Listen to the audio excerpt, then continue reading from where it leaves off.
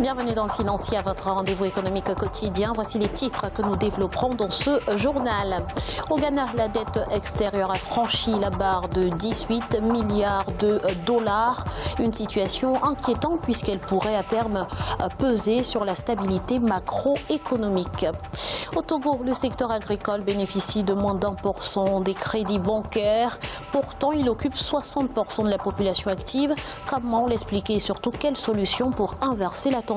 Élément de réponse dans cette édition. Nous ferons ensuite le point sur l'évolution des marchés boursiers du continent.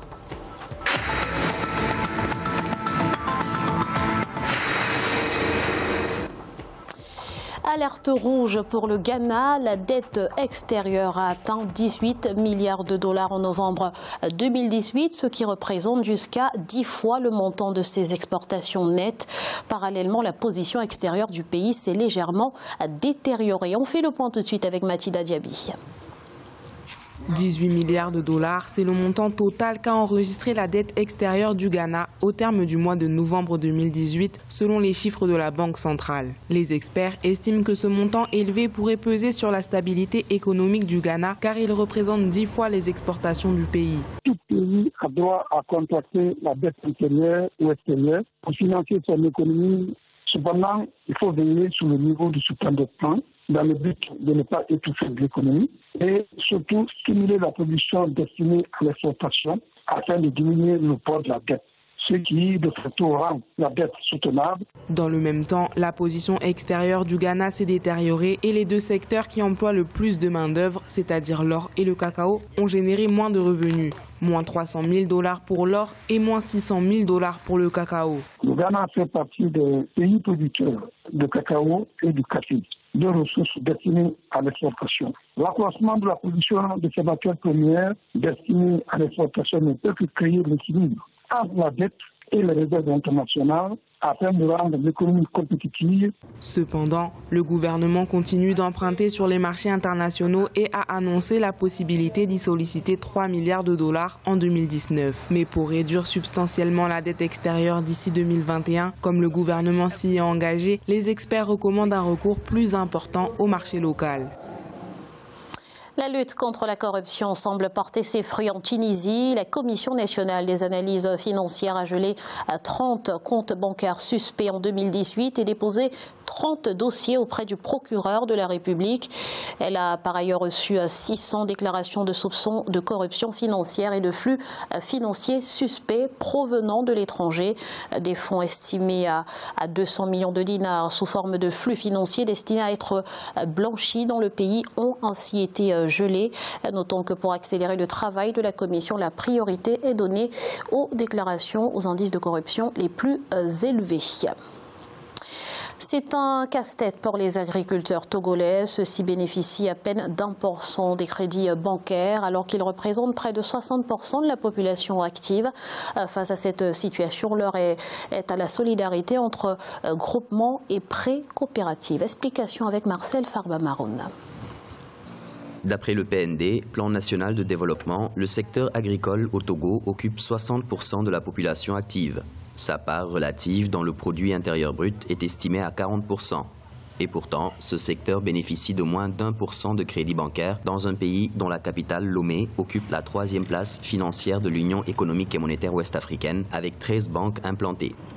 Le financement de l'économie togolaise, bien qu'à un niveau favorable comparé aux autres pays de l'UEMOA, reste loin de la contribution apportée par ce système dans les économies émergentes. Le problème ne se trouve pas uniquement au niveau de l'accès au financement, mais aussi à celui du coût exorbitant du crédit. Le secteur agricole au Togo est cependant composé de plusieurs types d'organisations paysannes, notamment les petits producteurs, les groupements et les prêts coopératives, ce qui constitue un véritable défi en termes d'organisation.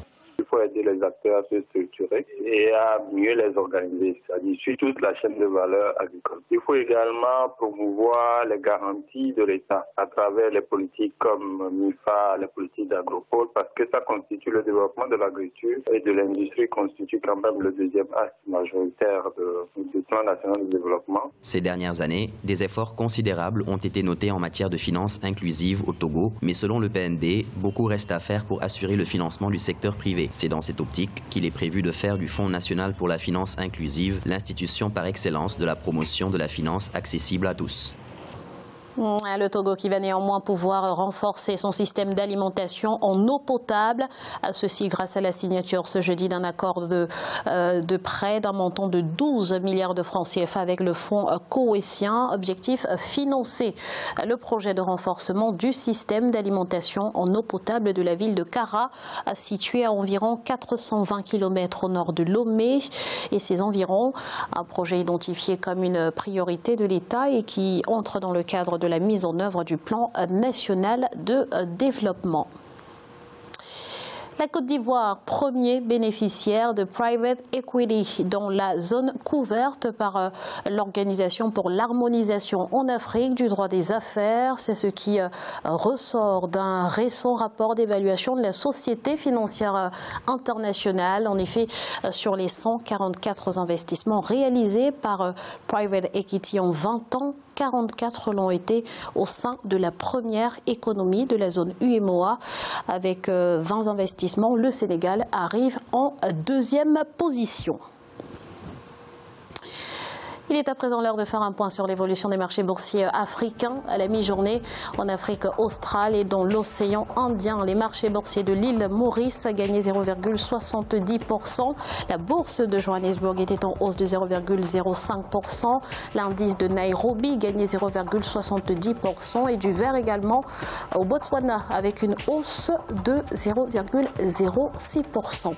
En Afrique de l'Ouest et centrale, la BRVM d'Abidjan enregistrait une hausse de 0,35%.